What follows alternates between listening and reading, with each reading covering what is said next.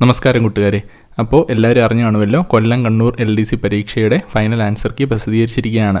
പണ്ടൊക്കെ 1-2 ചോദ്യമൊക്കെ ആയിരുന്നു ആൻസർ കീയിൽ ഡിലീഷനായിട്ട് വന്നിരുന്നത്.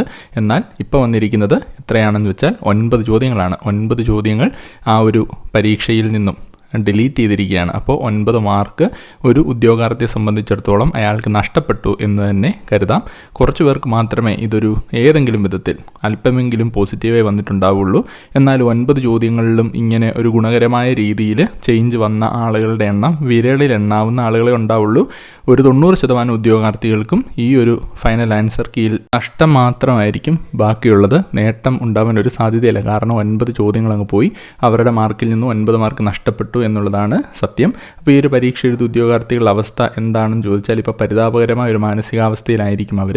കാരണം അവർ അത്യാവശ്യം നല്ലവണ്ണം പഠിച്ച് പരീക്ഷ എഴുതി നല്ല മാർക്ക് നേടി, എന്നാൽ ഫൈനൽ കീ വന്നപ്പോൾ കിട്ടിയത് മുഴുവനും കയ്യിൽ നിന്ന് പോയി എന്നുള്ളൊരവസ്ഥയിൽ നിൽക്കുമ്പോൾ അവരുടെ മാനസികാവസ്ഥ നമുക്ക് ഊഹിക്കാവുന്നതേ ഉള്ളൂ. അപ്പോൾ ഇതുകൊണ്ട് ഇത് തീർന്നു എന്ന് ചോദിച്ചാൽ നമുക്ക് പറയാൻ പറ്റില്ല. ഇനി പത്തനംതിട്ട, തൃശ്ശൂർ, കാസർഗോഡ് പരീക്ഷയുടെ ഫൈനൽ ആൻസർ കീ വരാനുണ്ട്.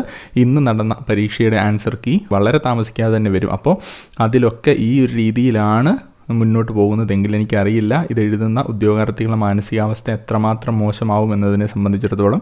എന്ത് വിശ്വാസത്തിലാണ് അവർ നല്ലോണം പഠിച്ച് പരീക്ഷയൊക്കെ എഴുതുക, ഫൈനൽ കീ വരുമ്പോൾ കിട്ടിയ മാർക്ക് മുഴുവൻ പോയി എന്നുള്ള ഒരവസ്ഥ എന്ന് പറയുന്നത് വളരെ ദൗർഭാഗ്യകരമായ ഒരു കാര്യം തന്നെയാണ്. പിഴവുകൾ അത് സംഭവിക്കാവുന്നത് തന്നെയാണ്. എന്നാൽ ഒരു പരീക്ഷയിൽ 100 ചോദ്യങ്ങൾ ഇടുമ്പോൾ അതിൽ ഇത്രയേറെ ചോദ്യങ്ങൾ, ഇവിടെ 9 ചോദ്യങ്ങൾ ഡിലീഷൻ, ഒരു ചോദ്യം ആൻസർ ചേഞ്ച്, അങ്ങനെ 10% ചോദ്യങ്ങളിൽ എന്ത് സംഭവിച്ചിരിക്കുകയാണ്, തെറ്റ് സംഭവിച്ചിരിക്കുകയാണ്. അപ്പോൾ ആ ഒരു വിധത്തിൽ ഇങ്ങനെയാണ് മുന്നോട്ട് പോകുന്നതെങ്കിൽ അത് ഈ ഉദ്യോഗാർത്ഥികൾ എന്ത് വിശ്വസിച്ച് നല്ലവണ്ണം രാപ്പകലില്ലാതെ കഷ്ടപ്പെട്ട് പഠിച്ച് പരീക്ഷ എഴുതും.